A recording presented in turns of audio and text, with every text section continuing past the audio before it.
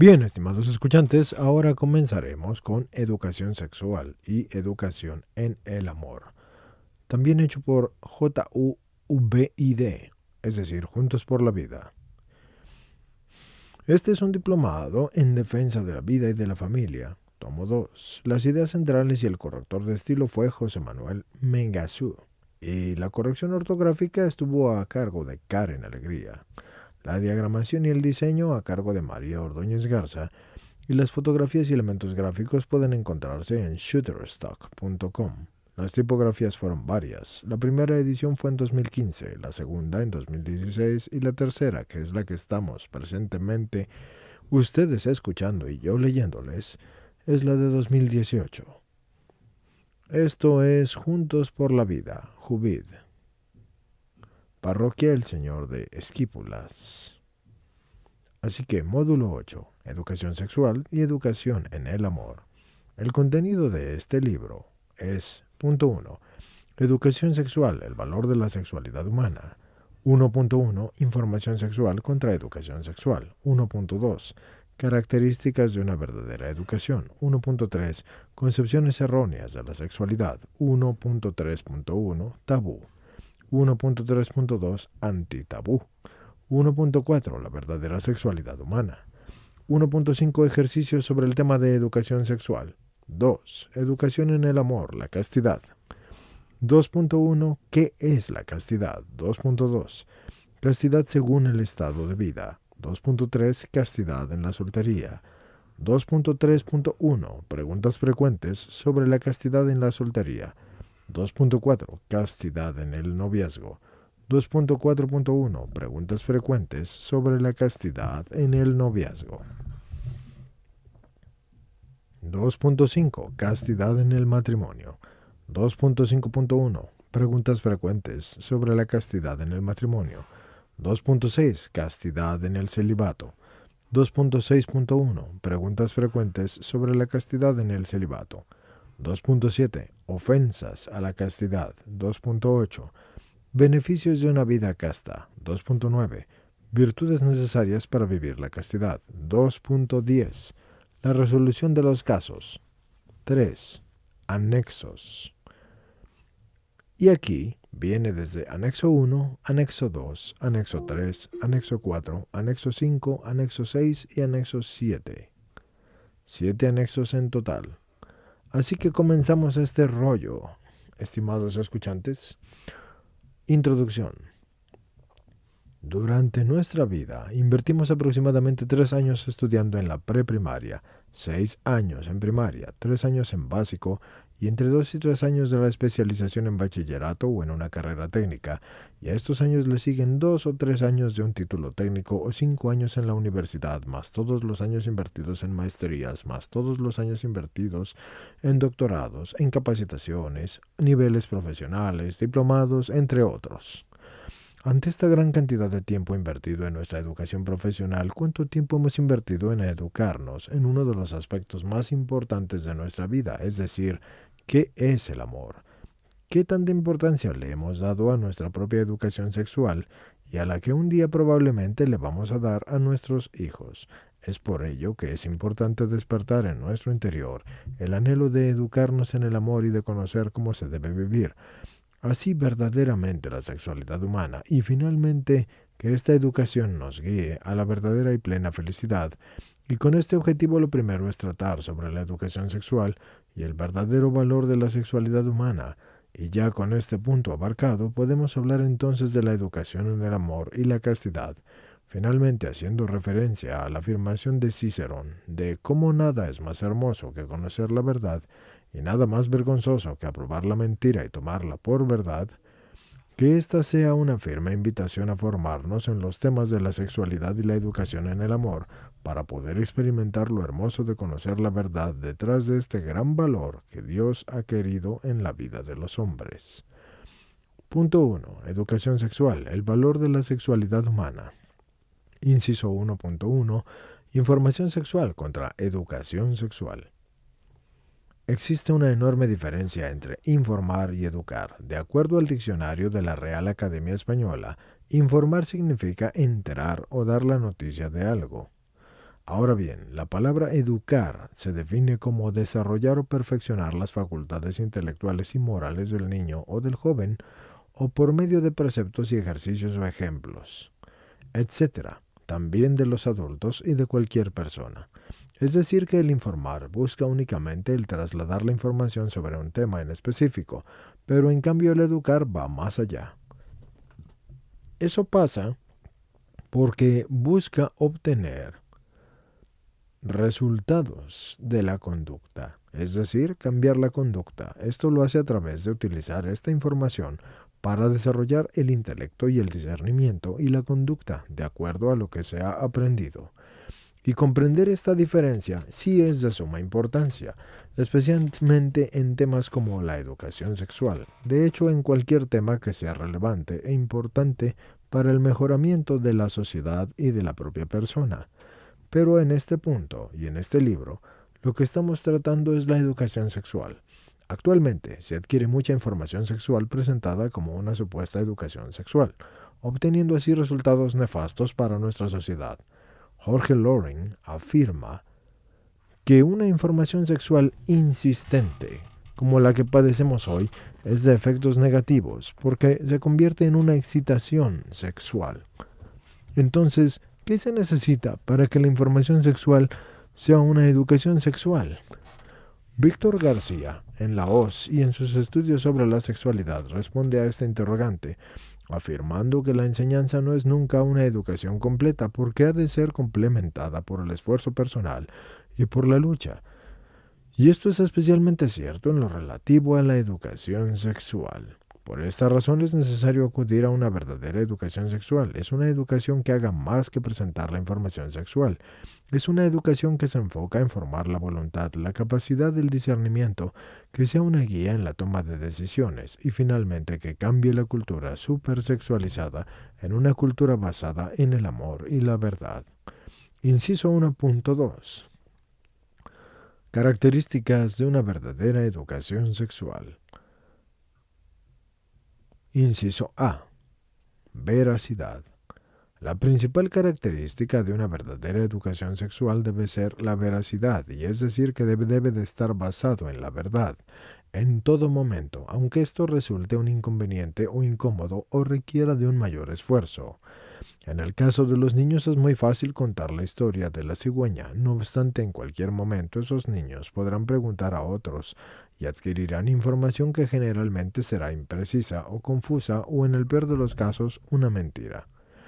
Como adultos tampoco podemos dejarnos engañar por los cuentos de la cigüeña que se encuentran en nuestro entorno, particularmente en ideas erróneas, como el hedonismo, la teoría fatalista de la sobrepoblación, la subvaloración de la sexualidad humana, entre otros. Todo esto puede verse en Loring, Jorge, para salvarte.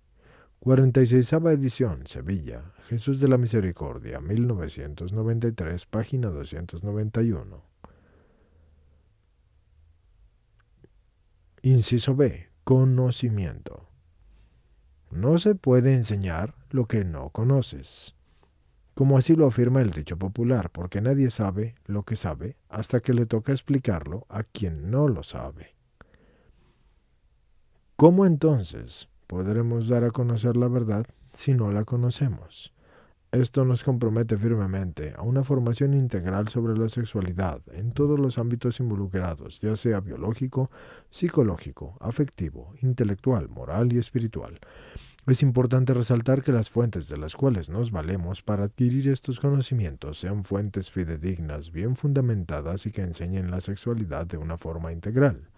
Huyamos de aquellos que exaltan de una manera equivocada la sexualidad y también de quienes, por otro lado, extremo también, pinten una triste caricatura de esta, como se analiza en el apartado. Inciso C. Gradualidad. Esta característica se refiere a que no se puede dar el mismo conocimiento a todas las personas cuya edad o experiencia o desarrollo cognitivo o madurez afectiva son completamente diversos. Cada conocimiento tiene su tiempo y su forma de ser presentado. El autor, Jabaloyes, lo explica de la siguiente manera. Los que nos dedicamos a la educación sabemos que la importancia de este principio capital es la gradualidad, y por más que nos empeñemos en algunos conocimientos, estos no se pueden enseñar sin que antes se hayan aprendido otros conocimientos. Algunos hábitos se tornan imposibles si no se tiene preparación previa, y muchas veces los niños son testigos de conversaciones o anuncios en Internet o programas de televisión o escenas en películas que tratan sobre sexualidad, y generalmente esto sucede de una manera que no es correcta, superficial y hasta confusa, y sin embargo esto lo hacen con la excusa de que son muy pequeños y de que todavía no se dan cuenta, y los adultos dejan que los niños adquieran esa información sexual que en el futuro va a afectar su educación sexual. Así que, ¿sabemos cómo podría estar afectando a su educación futura esos estímulos que tan a la ligera nosotros permitimos que ellos reciban en todos esos niños? Y eso así lo cuestiona Jabaloyes. Por esa razón se debe de tener especial cuidado en ambas situaciones, tanto en la información que se les presenta como en la que se les deja de presentar, para poder cumplir con esa característica tan importante que se llama gradualidad. Inciso D. Planificación. Pensemos por un momento en los distintos lugares que tenemos para educarnos, como por ejemplo el colegio, la universidad, las capacitaciones laborales, porque todas estas cosas tienen algo en común, la planificación. Pues de la misma forma, los que deseen impartir una educación sexual, y más aún los padres que en el hogar tienen ese principal y más importante lugar de educación, ellos, como padres, deben planificar. Porque la planificación deberá incluir las características anteriormente mencionadas, que son basadas en la verdad que sea apta para cada edad y para cada forma de entendimiento. Así se debe conformar y formar cada tema. Un ejemplo de una plantilla de planificación que puede servir sería el siguiente. Si se va a hablar del tema sobre qué aspecto de la sexualidad va a tener X tema que esté dirigido a quien estará dirigido el tema, o qué quiere lograrse en las personas a las que se dirige uno, o qué información necesita conocerse para lograr el objetivo, o en qué orden voy a presentar la información, qué fuentes voy a tomar y utilizar para formar ese tema, en qué horario voy a hacerlo, cuándo lo voy a hacer, cómo lo voy a presentar, qué herramientas utilizaré, cuáles serán mis medios, qué resultados espero obtener y cómo voy a medir el impacto de lo que enseñé.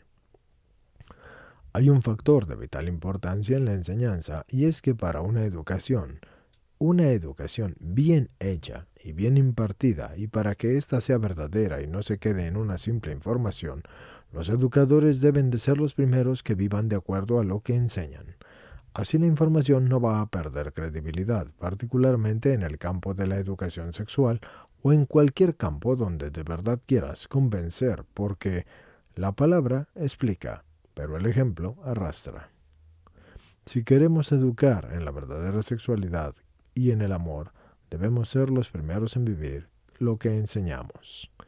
Inciso 1.3. Concepciones erróneas de la sexualidad. Para poder profundizar en la verdadera educación sexual, es importante conocer las concepciones erróneas que se tienen sobre la sexualidad, así que subpunto 1.3.1. Tabú. Para muchos la sexualidad es un tabú, y es decir que es un tema del cual siempre está prohibido hablar y pensar y preguntar o conocer. Y eso con el afán de controlar, entre comillas, el apetito sexual, porque aparecieron las pedagogías erróneas sobre la sexualidad que Soria denomina como la pedagogía del miedo, porque la pedagogía de la ignorancia o la pedagogía restrictiva. La primera, que es la pedagogía del miedo, hace referencia al miedo que se impone ante cualquier tema sobre la sexualidad humana, y esto contempla una ausencia de información veraz, que está empañada por un sentimiento de miedo y de culpa ante cualquier estímulo sexual, y eso lleva a ideas confusas y erróneas de la sexualidad. La segunda pedagogía es la de la ignorancia, y esa alimenta a la primera por miedo, porque no se educa, y la falta de educación siempre lleva a la ignorancia.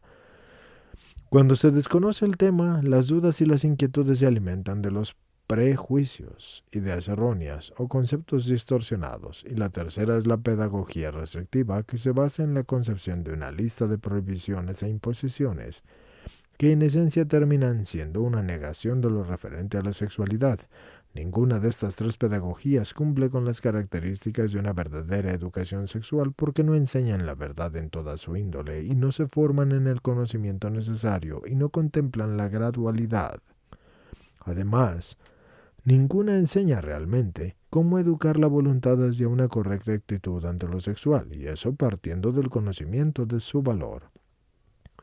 Esto puede verse en José Luis Soria, Amar y Vivir la Castidad, cuarta edición, Madrid Ediciones, Palabra, S.A. 2005, página 9. Inciso 1.3.2, Antitabú. Como contrapropuesta a estas enseñanzas, surgió la denominada revolución sexual, que en lugar de remediar esta situación la agravó. La afirmación de que hay que terminar a toda costa con los viejos tabús cae sin darse cuenta en el mismo error que pretende corregir, es decir, un nuevo y ferocísimo tabú, que es el antitabú. El antitabú, como antítesis del tabú, que está presentado anteriormente, busca considerar a la sexualidad, pero no sin ningún miedo, como ellos lo predican, sino que la consideran sin ninguna importancia, como lo explica Soria, y esto es aún más grave, porque la información sexual que presentan es excesiva, es errónea, y busca banalizar la sexualidad quitándole todo su valor. Este antitabú es el hedonismo que reduce la sexualidad a un medio para conseguir el placer, y si es placentero, entonces es moralmente admisible. Es el que informa, y muchas veces con imprecisión, sobre la parte anatómica, pero olvida la parte afectiva y psicológica y moral de la sexualidad. Finalmente, es el que ha desvalorizado tanto a la sexualidad, que la equivale a la sensualidad desordenada, a la lujuria o a la genitalidad.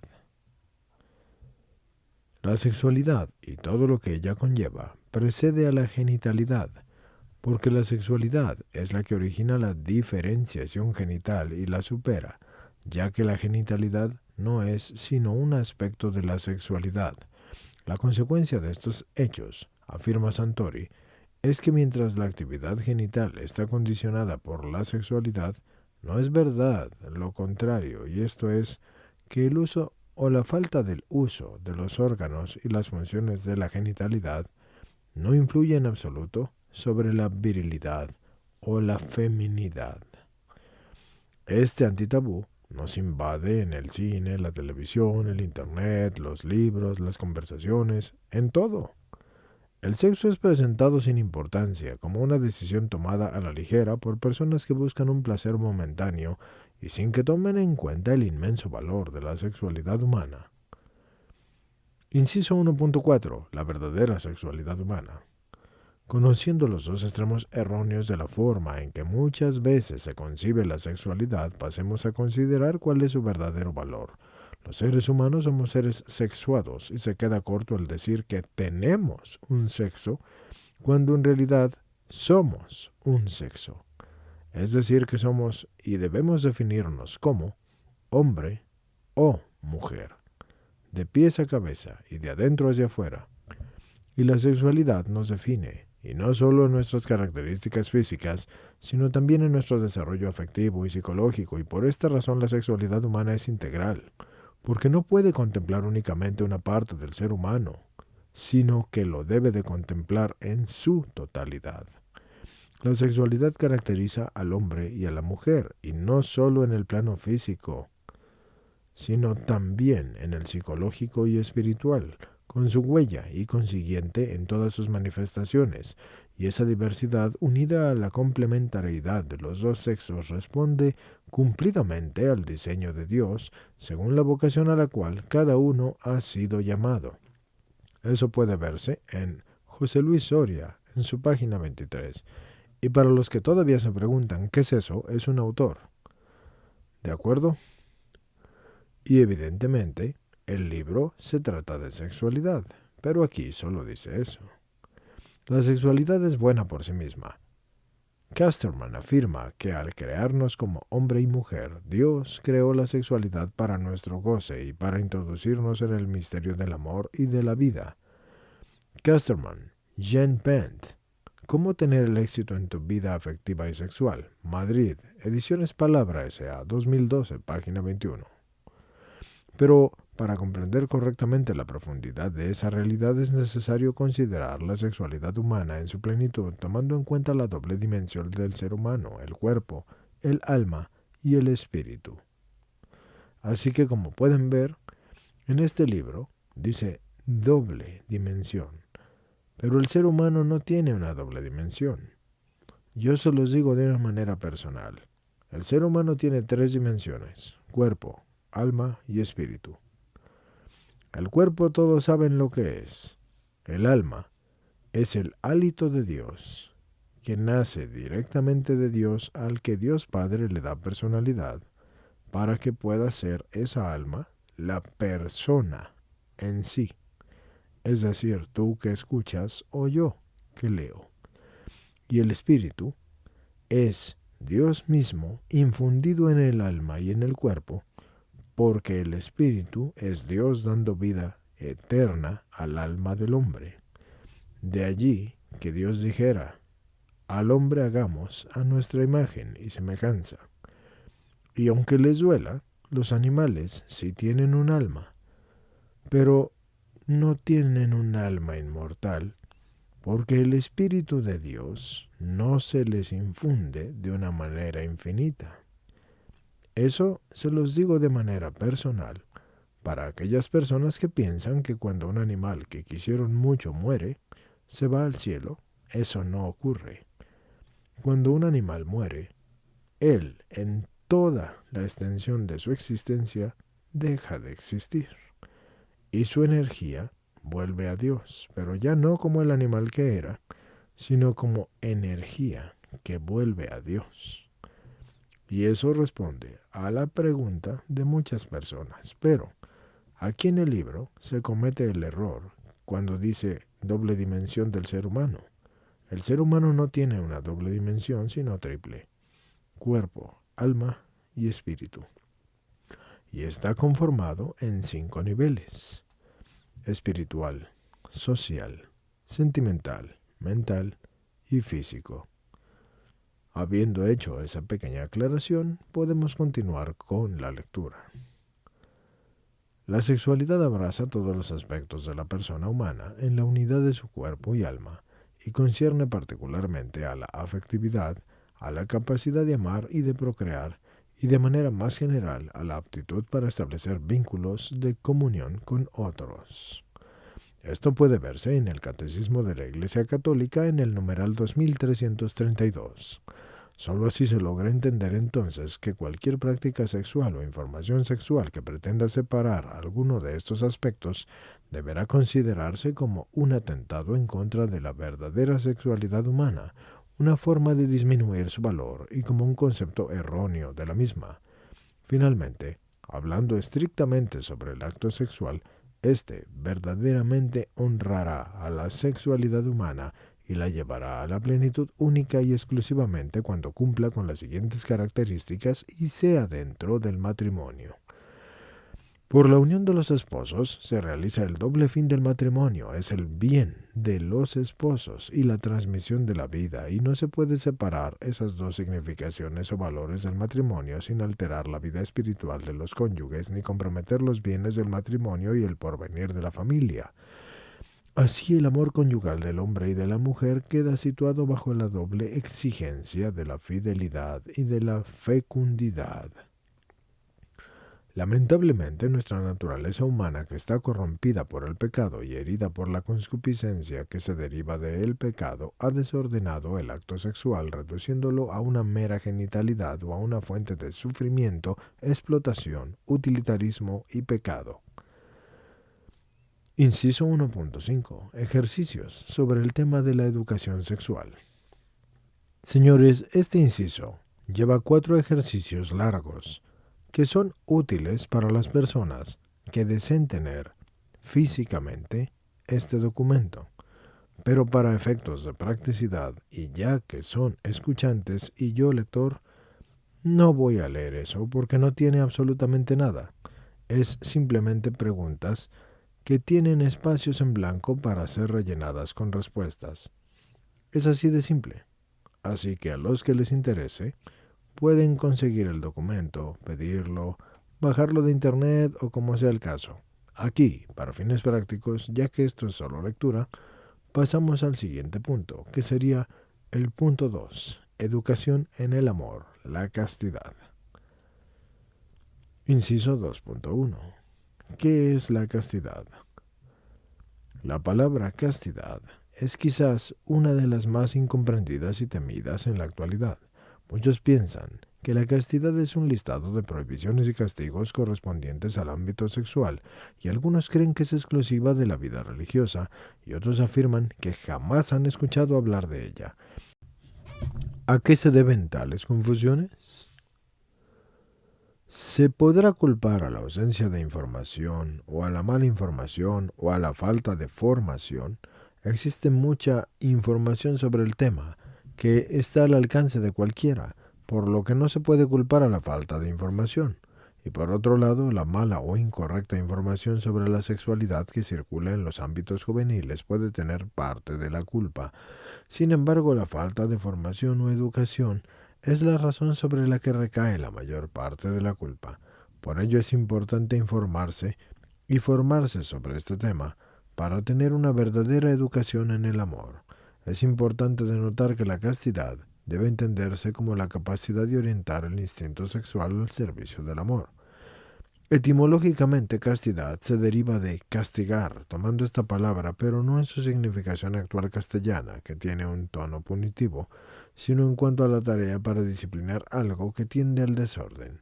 Santo Tomás enseña que practicar la castidad significa hacer limpio o arreglar y corregir los defectos en el ámbito de lo sexual. La palabra castidad aparece en muchas traducciones de la Biblia y sin embargo no se encuentra en las versiones originales. Estas versiones son en hebreo y en griego, y en su lugar se utilizan las palabras de pureza, continencia, limpieza, buena conducta u autocontrol, como lo explica Soria en el año 2005. Para los que no sepan, Soria es un autor. Dicho autor afirma que fue Tertuliano, a principios del siglo III, quien empezó a utilizar la palabra de castidad como ahora la entendemos en la actualidad. Jason Ebert, en su libro titulado Amor puro y perfecto, título para el tema que se está tratando aquí, afirma que algunos piensan que la castidad simplemente quiere decir el no tener sexo. Pero eso es la abstinencia, enfocarse en lo que no puedes hacer o tener, porque la castidad es, con todo lo que conlleva, un estilo de vida que te da la libertad, respeto, paz y alegría, y hasta romance, pero sin reproches, ni temores, ni angustias. Asimismo, el Catecismo de la Iglesia Católica afirma que la castidad implica un aprendizaje del dominio de uno mismo, que es una pedagogía de la libertad humana.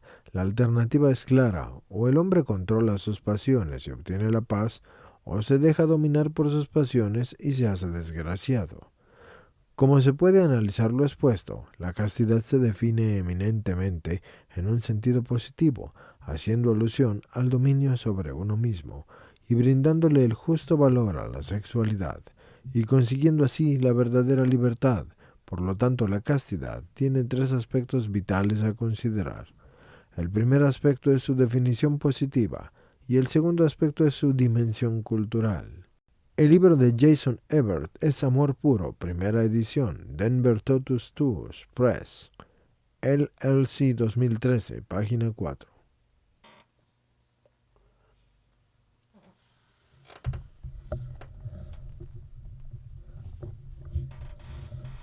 El tercer aspecto es su valor trascendental. El primer aspecto ya se puso, por lo que conviene proseguir con el segundo aspecto. Es el de la dimensión cultural. La castidad representa una tarea eminentemente personal e implica también un esfuerzo cultural, pues el desarrollo de la persona humana y el crecimiento de la sociedad misma están mutuamente condicionados. Génesis 25, versículo 1. La castidad supone el respeto de los derechos de la persona, en particular el de recibir una información y una educación que respeten las dimensiones morales y espirituales de la vida humana. Precisamente en esta dimensión cultural de la castidad es en la que se evidencia la importancia de una educación en el amor por encima de una simple información sexual. ¿Por qué? Porque para que una persona logre vivir la castidad con éxito, es necesario que conozca el verdadero valor de la sexualidad. Es necesario que sepa cómo dominar su instinto sexual al servicio del amor y que tenga la oportunidad de desarrollar esta capacidad de autodominio en un ambiente favorable. Y para esto es necesario cambiar nuestra cultura, una persona a la vez, una familia a la vez. Esto no quiere decir que una persona que ha crecido en un ambiente inundado de antivalores, que atenten contra la castidad y la pureza, no pueda hacer uso de sus facultades intelectuales para buscar la verdad sobre la sexualidad y educar su voluntad de acuerdo a lo aprendido. No obstante, sí significa que es nuestra responsabilidad trabajar cada día por cambiar la mal llamada educación sexual por una educación en el amor, y sobre esta responsabilidad el Papa Pablo VI se dirige a nosotros diciendo: queremos en esta ocasión llamar la atención de los educadores y de todos aquellos que tienen incumbencia de responsabilidad en el orden al bien común de la convivencia humana sobre la necesidad de crear un clima favorable a la educación y de la castidad. La educación misma también sobre la castidad, es decir, el triunfo de la libertad sobre el libertinaje, mediante el respeto del orden moral, y todo lo que en los medios modernos de comunicación social conduce a la excitación de los sentidos, el desenfreno de las costumbres, como cualquier forma de pornografía y de espectáculos licenciosos. Todo esto debe suscitar la franca y unánime reacción de todas las personas solícitas del progreso de la civilización y de la defensa de los supremos bienes del espíritu humano. El tercer y último aspecto a considerar sobre la castidad es su valor trascendental, sobre el cual el Catecismo de la Iglesia Católica nos dice lo siguiente: la castidad es una virtud moral y es también un don de Dios, una gracia, un fruto del trabajo espiritual. Gálatas 5, versículo 22. Vivir en castidad es un aprendizaje y como tal es un proceso que conlleva un esfuerzo y una dedicación, y para esto quien desee ser casto debe poner los medios necesarios, siendo esto la mitad del recorrido, porque la otra mitad es lo que el catecismo llama el trabajo espiritual, el cual consiste en comprender que toda virtud es un don. Aquí, señores, dice don, y ponen entre paréntesis regalo de Dios. Pero eso es un error, y yo que les estoy leyendo esto, y estudié para ser sacerdote, y soy exorcista, y tengo preparación en psicología, y soy ingeniero en sistemas y licenciado en ciencias de la comunicación, y preparación aparte en teología, teosofía, dogmática y muchos otros detalles, les digo esto. Como dice esta escritura, el cual consiste en comprender que toda virtud es un don y entre paréntesis regalo de Dios. Eso no es cierto, señores. Un don no es un regalo de Dios. Un don es un privilegio de servicio que Dios nos da a nosotros como criaturas para servirlo, adorarlo, reconocerlo como verdadero creador y de esta manera dignificarnos en Él, con Él, por Él y para Él, de forma que nosotros nos fundamos con Él y Él en nosotros y Él sea en nosotros. Entonces es muy importante distinguir la diferencia entre un regalo y un privilegio de servicio. Dios no es solo Dios, Dios es también Rey y Señor. Y como tal, no te va a dar un regalo nada más así, porque muchos menosprecian los dones. Un don es un privilegio de servicio a Dios y debe ser tratado con el honor con que se le trata a ese Dios que les dio ese privilegio. Por eso está escrito: aquel a quien Dios le dio un talento y que fue y lo enterró, ese le fue quitado, y le fue dado al que tenía 10 talentos por haber multiplicado los primeros 5. ¿Por qué?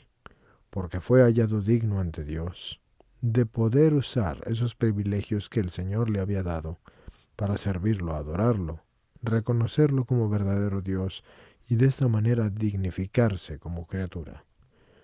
Esa sí es la definición real de un don, no lo que por ignorancia y no malicia ponen en esta escritura.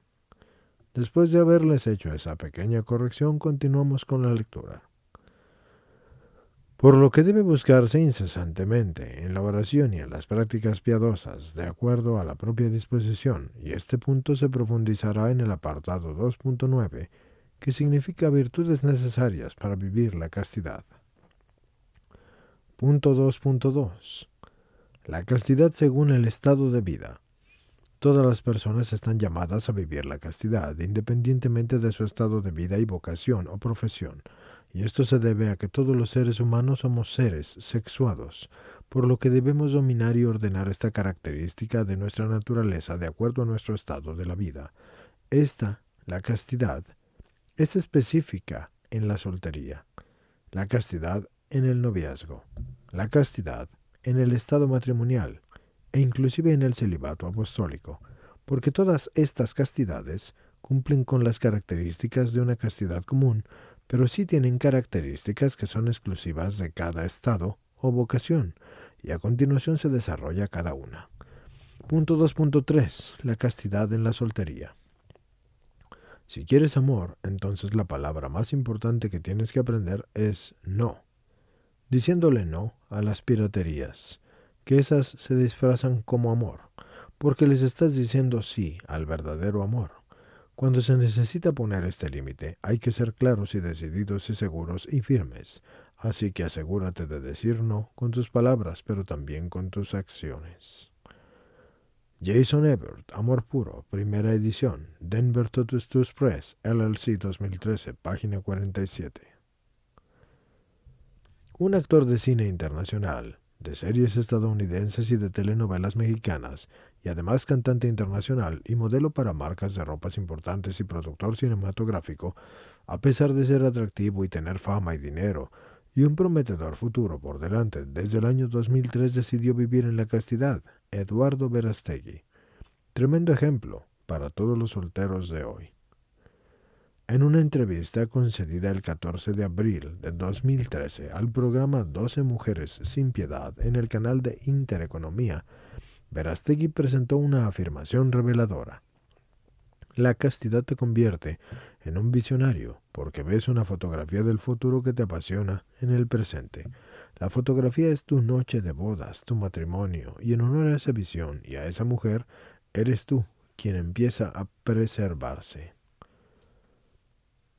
Un caso como este es totalmente opuesto para quienes se autodefinen como neosolteros, y este término fue acuñado por la escritora Carmen Arbroch en su libro de Solas y Gozos y Sombras, de una manera de vivir, y este término hace referencia a los solteros que le asignan importancia a los valores individualistas, cuya prioridad es su desarrollo profesional y cultural, acompañado de esporádicas relaciones sexuales.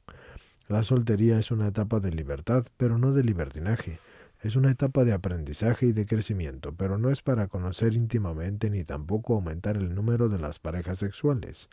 Es la etapa ideal para empezar a cultivar las virtudes necesarias para vivir una vida pura, las cuales también se discutirán en el apartado 2.9 del presente capítulo. Apartado 2.3.1. Preguntas frecuentes sobre la castidad en la soltería. ¿Cómo vivir la castidad en la soltería? Viviendo una vida pura y siendo fiel desde este momento a la futura vocación, ya sea esta el matrimonio o la vida consagrada, y para ello es necesario cultivar las virtudes necesarias para vivir la castidad y luchar contra los enemigos de la castidad. Esto está en el apartado número 2.9 y 2.8 de este capítulo, respectivamente. ¿Se puede vivir en castidad cuando se haya ya perdido la virginidad? Definitivamente sí, porque cualquier persona que haya perdido su virginidad antes del matrimonio puede firmemente decidir vivir una vida casta de allí en adelante. Si la pérdida de la virginidad tiene que ver con el pasado, entonces la castidad tiene que ver con el presente y el futuro. Esto lo afirma Ebert. El programa 12 Mujeres sin Piedad.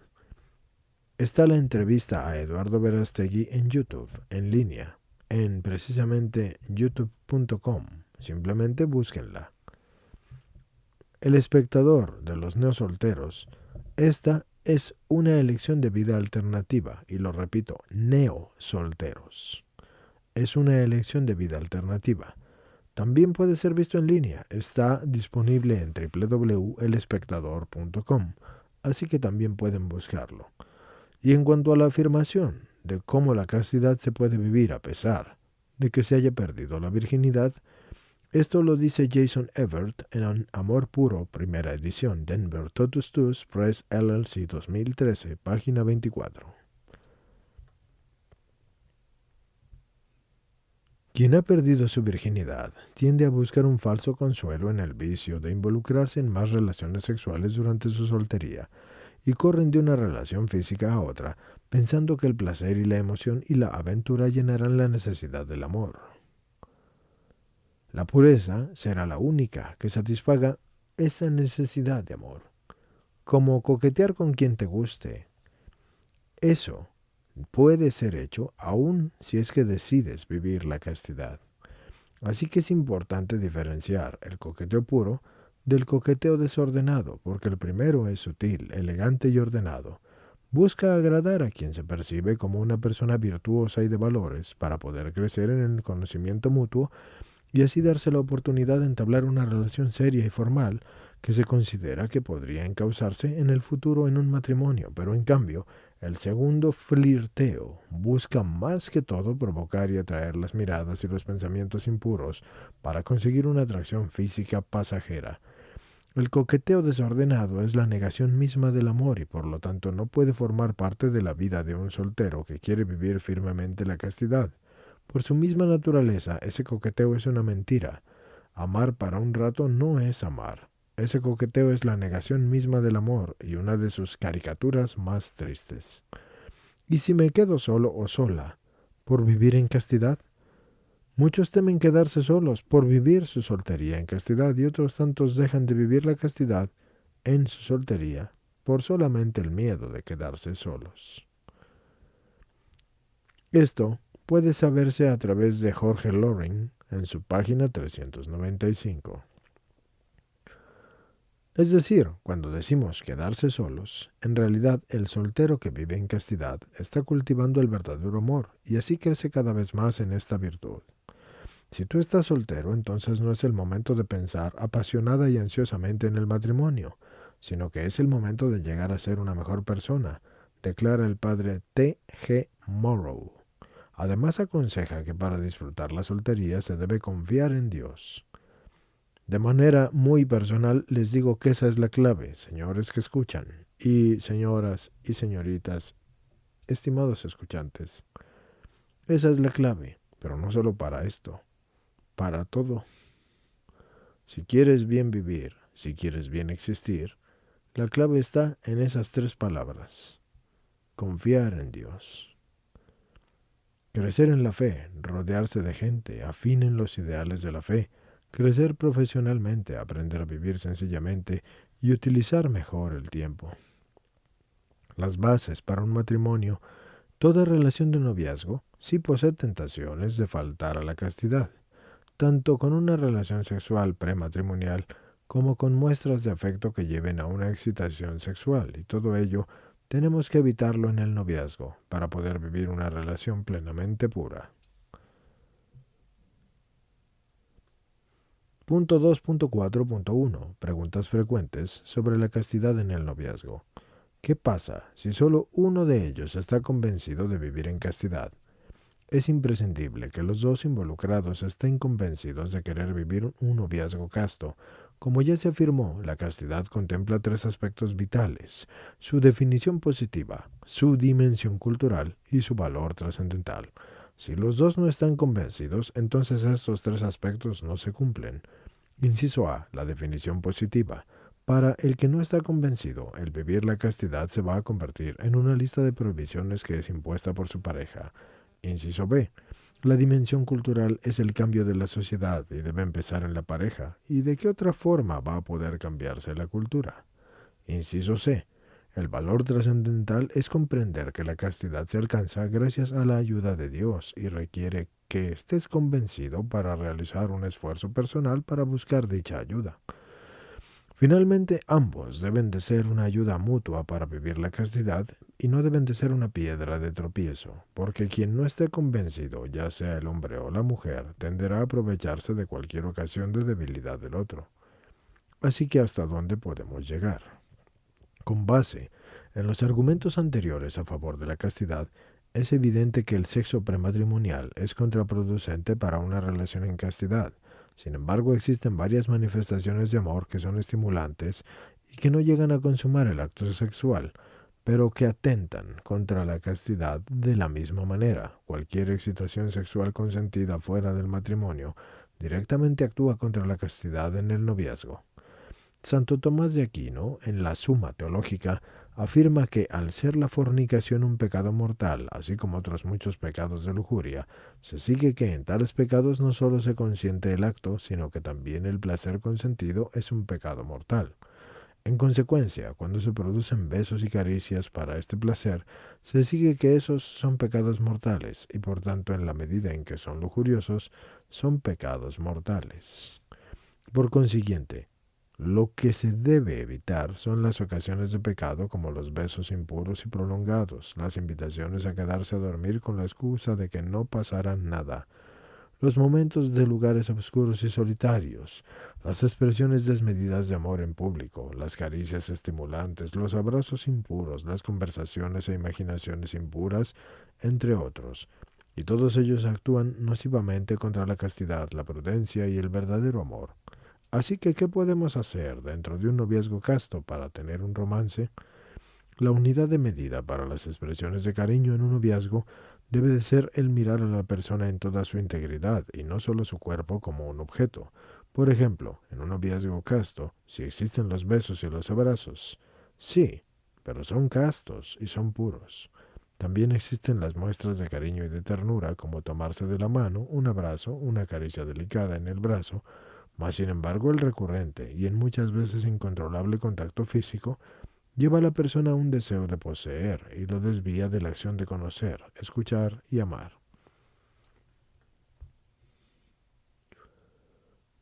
Este relato del Morrow describe de manera magistral la forma en la que se puede expresar el amor y obtener el romance en un noviazgo casto.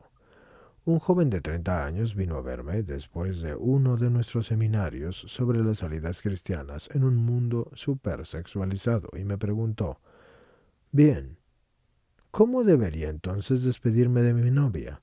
Y yo le respondí, pues bien, podrás ponerle la mano en el rostro y acercarte muy despacio a ella y besarla suavemente, una vez o dos.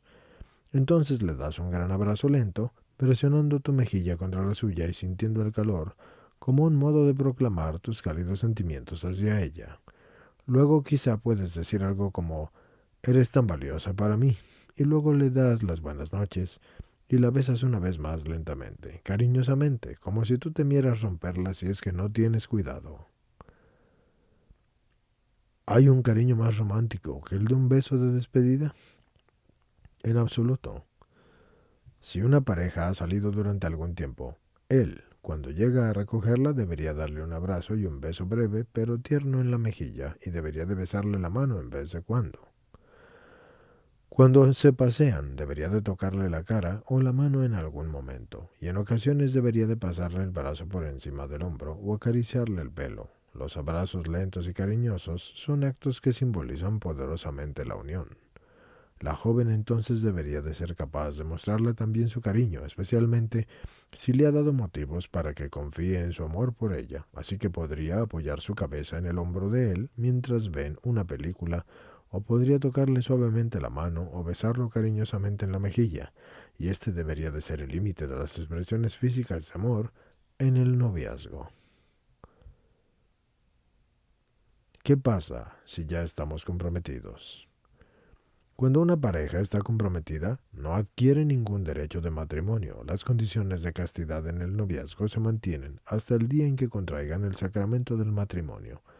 Ahí está el problema. No están casados, están prometidos.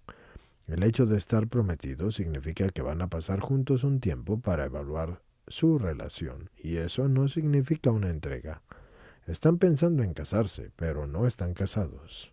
El matrimonio es la entrega, no el compromiso.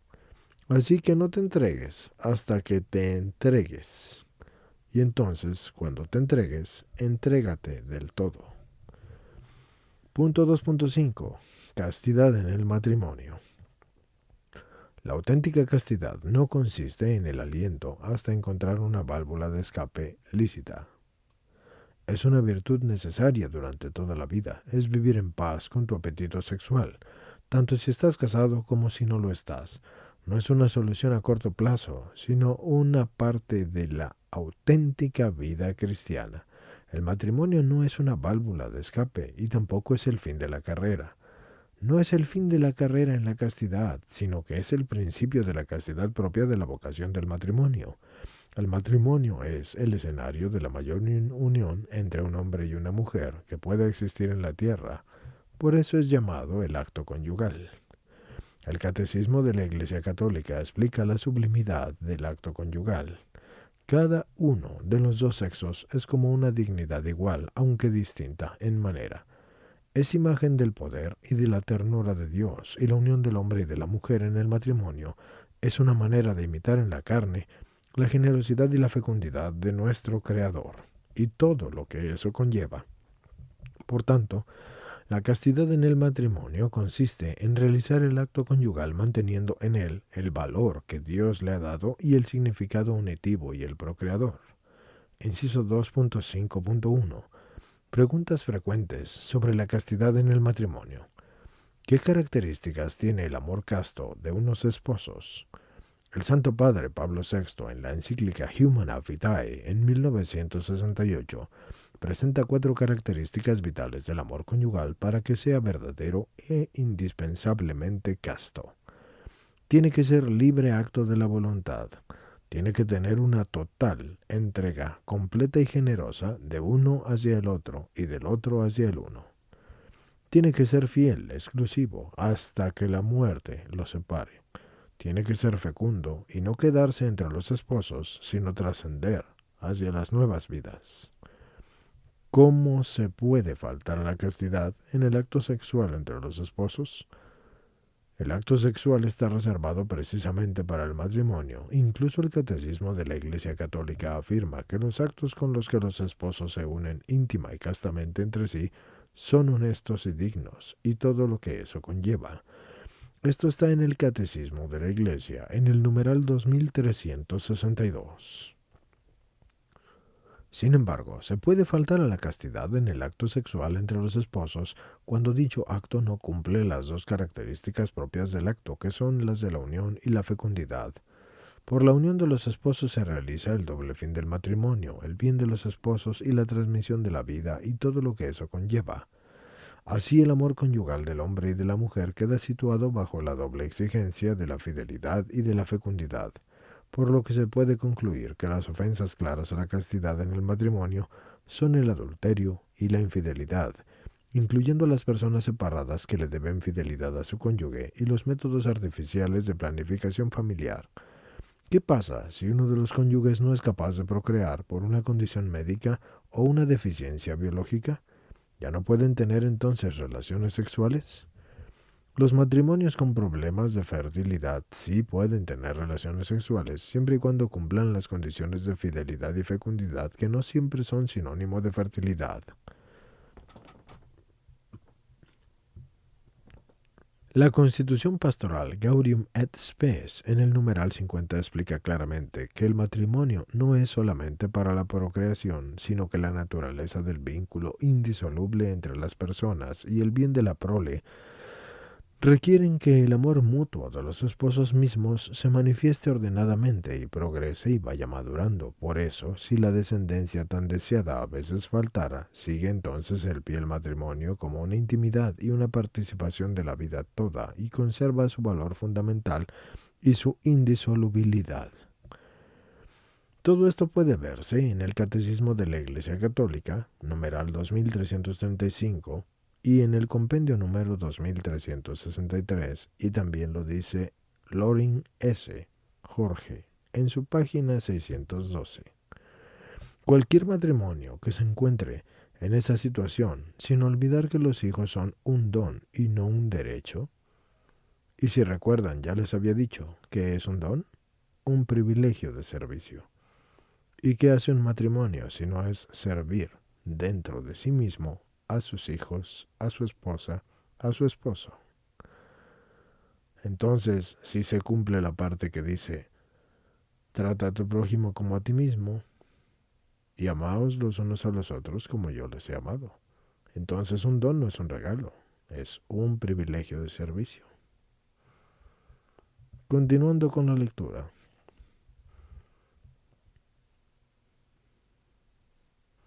Esta es una potestad que debe hacer todo lo posible dentro de los límites de lo lícito y moralmente aceptable para remediar esta situación, y muchas veces se encuentra la solución en un cambio de dieta, en la disminución del consumo de la cafeína, en el tabaco o alcohol, disminuyendo todo eso, o bajando o subiendo de peso, o observando el ciclo natural de la mujer, entre otras soluciones, que son propuestas por un médico de un comprobable conocimiento y de una calidad moral. Si el caso, si es que es de infertilidad o si se cae en la desesperación, el matrimonio jamás deberá recurrir a métodos artificiales de fertilización, como la fertilización in vitro, por ejemplo.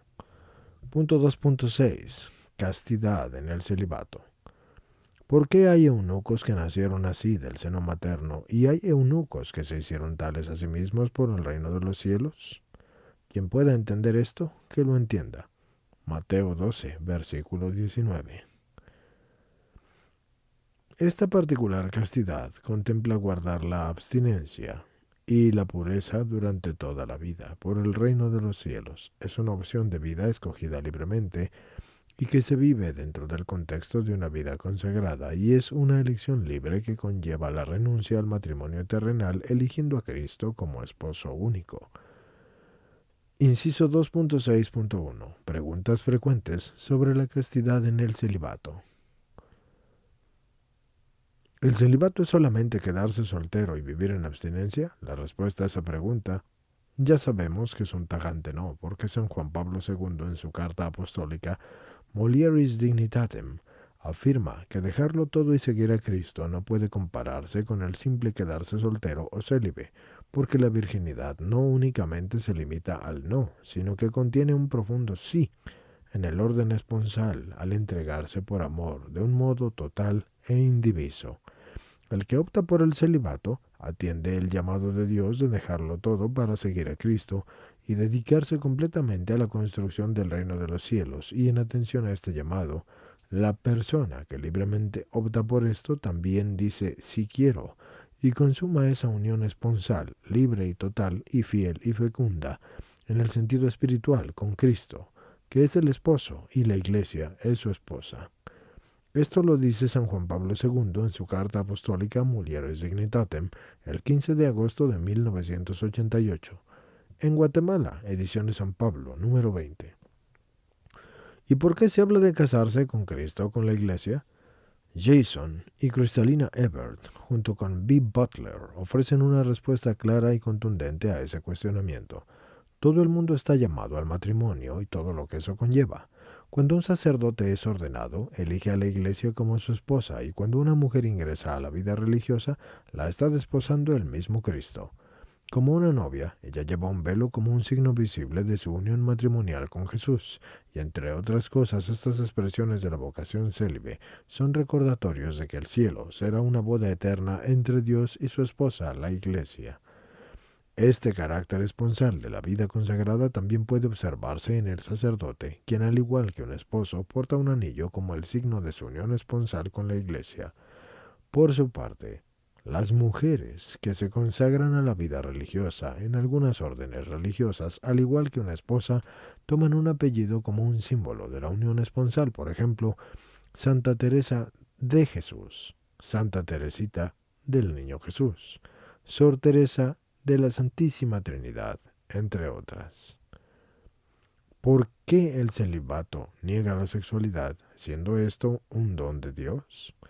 Al contrario, en lugar de ver el celibato como una negación de la sexualidad, se tiene que ver como su afirmación más plena, y así lo expresan Jason y Cristalina Everett con Beth Butler, afirmando que las personas célibes no rechazan su sexualidad. Más bien nos enseñan el fin último y el significado de la sexualidad es nuestra entrega personal a Dios, por encima de todo.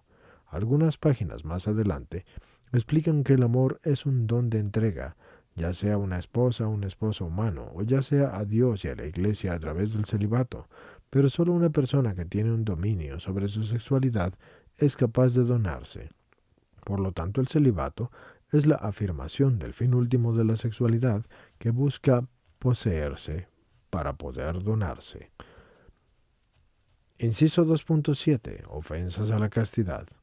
Después de analizar la castidad común y de profundizar en la castidad propia de cada estado de la vida, pasemos a ver qué es lo que atenta contra la castidad. Inciso A. La lujuria. B. Masturbación. C. Fornicación. D. Pornografía. E. Prostitución. F. Violación. G. Actos homosexuales. Todas estas ofensas atentan contra la castidad como a todos los estados de la vida, ya sea en la soltería, en el noviazgo, o en el matrimonio, o en el celibato. Y para evitar caer en ellas, primero se necesita estar convencido de los beneficios de la castidad, y segundo conocer las herramientas que nos van a ayudar a vivir una vida verdaderamente casta. Todo esto puede verse en Ebert J., Ebert C. y Butler B.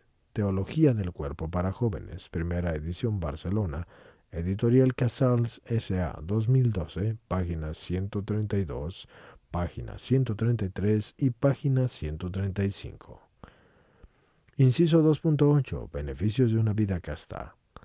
Vive castamente quien es libre para amar y no esclavo de sus instintos y pasiones. Todo aquello que ayuda, por tanto, a convertirse en un ser humano más rico en relaciones y más maduro y más libre y más lleno de amor, ayuda también a amar castamente.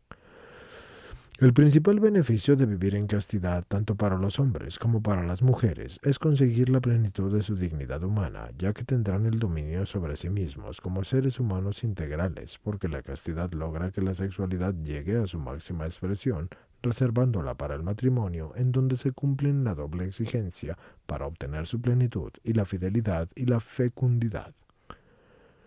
Además, la castidad es una verdadera escuela de amor que enseña a amar buscando el bien del amado y a despojarse del amor propio y egoísta, que además libera de las ataduras de las pasiones y que ayuda a encontrar el sentido de sacrificio tan esencial de un verdadero amor. Inciso 2.9. Virtudes necesarias para vivir la castidad. Tras identificar las ofensas a la castidad, veamos qué hábitos y virtudes debemos poseer para vivirla. Un hábito es una acción repetida con constancia y periódicamente. Los hábitos pueden desembocar en acciones operativas que son malas y que son conocidas como vicios, o acciones operativas buenas que son conocidas como virtudes. Los vicios se constituyen por aquellos hábitos en donde no existe una integración adecuada de todas las facultades humanas y que es contrario a las virtudes, en donde se integran perfectamente todas esas facultades. Las virtudes son hábitos operativos buenos que encuentran el fin del hombre porque ordenan todas sus facultades a la voluntad, a la inteligencia, a los sentidos externos y a los sentidos internos y a los apetitos sensibles y a las facultades motrices y en otras palabras le hacen feliz. Es importante agregar que de las virtudes se derivan las cualidades buenas de las personas. Esto puede ser visto en el Catecismo Joven de la Iglesia Católica, Yucat, página 221. Por lo tanto, para vivir la castidad se necesita principalmente tener la firme voluntad de querer vivirla y ejercitarse en la virtud y en la práctica constante de los buenos hábitos que lleven al ser humano a dirigir su instinto sexual al servicio del amor. Entre las principales virtudes que pueden ayudar a vivir castamente se encuentran la prudencia, porque para poder diferenciar entre lo bueno y lo malo, y lo correcto y lo incorrecto, y lo permitido y lo prohibido, la vocación se debe custodiar bien, aun desde antes de tener claro el camino. Así, cuando llegue el momento de decidir el sí quiero, debe existir plena disposición para responder de una forma generosa al llamado esponsal. La justicia. Esta consiste en la constante y firme voluntad de dar a Dios y al prójimo lo que les es debido. El numeral prosigue afirmando que el hombre justo, evocado con frecuencia en las Sagradas Escrituras, se distingue por la rectitud habitual de sus pensamientos y de su conducta con el prójimo. La justicia, por lo tanto, es una virtud cardinal, esencial para vivir la castidad, porque nos lleva a guardar la pureza en todos los actos y deseos y pensamientos, por el respeto que se merecen tanto Dios como su creación entera. La fortaleza. Cuando se presentan las tentaciones y los obstáculos, esta virtud es el arma secreta de cualquier persona que realmente quiera vivir la virtud de la castidad, porque asegura que las dificultades, la firmeza, la constancia y la búsqueda del bien, a pesar de todas ellas, serán sostenidas. La oración, los pequeños sacrificios, la constancia en los hábitos buenos, la firmeza en la postura correcta y sus consecuentes acciones serán los pasos que llevarán a desarrollar lo que llamamos la virtud de la fortaleza. La templanza es la que modera la atracción de los placeres y procura el equilibrio en el uso de los bienes creados. Esta virtud es la que brinda el dominio sobre uno mismo, dándole prioridad a la voluntad sobre los instintos y sobre los deseos, y guiando todo esto con honestidad. La virtud de la castidad forma parte de la virtud cardinal de la templanza, que tiende a impregnar de relacionidad las pasiones, los apetitos y la sensibilidad humana. Y además de esto, hace todo esto racionalmente. Para adquirir todas estas virtudes y otras más, se necesita del esfuerzo, de la dedicación y de la constancia, y sin embargo la adquisición plena de cualquier virtud contempla la gracia de Dios. Con esto queremos decir que toda virtud también es un regalo de Dios. Señores, todo es un privilegio de servicio a Dios. Existen los dones infusos y los dones adquiridos, pero ya sea infuso o adquirido, es un privilegio de servicio a Dios. Dios sí regala todo si lo quieren ver de esa manera, pero no tiene otro fin que servirlo y adorarlo. Así que un don no puede ser visto solo como un regalo común, sino como un privilegio de servicio. Y para los que se lo preguntan, los dones infusos son aquellos con los que nacemos. Los adquiridos son los que por la gracia y el esfuerzo y el sacrificio nosotros nos hacemos por la gracia de Cristo dignos de recibir de Dios a su debido tiempo. Así que, continuando con la lectura, en palabras de San Agustín, reza como si todo dependiera de Dios y trabaja como si todo dependiera de ti. Por último, no hay que olvidar que el amor debe presidir toda acción. Como dijo Soria, no hay virtud sobrenatural posible sin caridad, sin el amor a Dios y al prójimo, porque la caridad es la raíz y la madre de todas las demás virtudes cristianas, su fundamento y su última razón de ser. Esto puede verse en Córdoba José Estuardo, la educación sexual y reproductiva y el rol de los padres en la educación de los hijos en el amor. Esto es una tesis. Magíster en asesoramiento educativo y familiar. Guatemala, Guatemala, Centro Universitario Villanueva, adscrito a la Universidad Complutense de Madrid 2013 en la página 6. También puede ser visto en el Catecismo de la Iglesia Católica en el numeral 1807 y en el numeral 1808, 1809, 2341 y en el libro escrito por José Luis Soria en su página 57. Inciso 2.10. Resolución de casos. Señores, de nuevo volvemos al punto donde este libro pone un montón de ejercicios para responder, ya que nosotros, y me refiero a ustedes como escuchantes, no contamos con los documentos, pero ahora sí contamos con lo que es el conocimiento como tal. Es completamente innecesario leer este punto, porque ninguno de ustedes va a responder estas respuestas a las preguntas determinadas. Todo lo que han escuchado les va a ser útil, y el que decida llevar a cabo algo de esto será para el bien de sí mismo y para bien de los demás. ¿De acuerdo? Entonces, los anexos de preguntas no son necesarias, absolutamente para nada.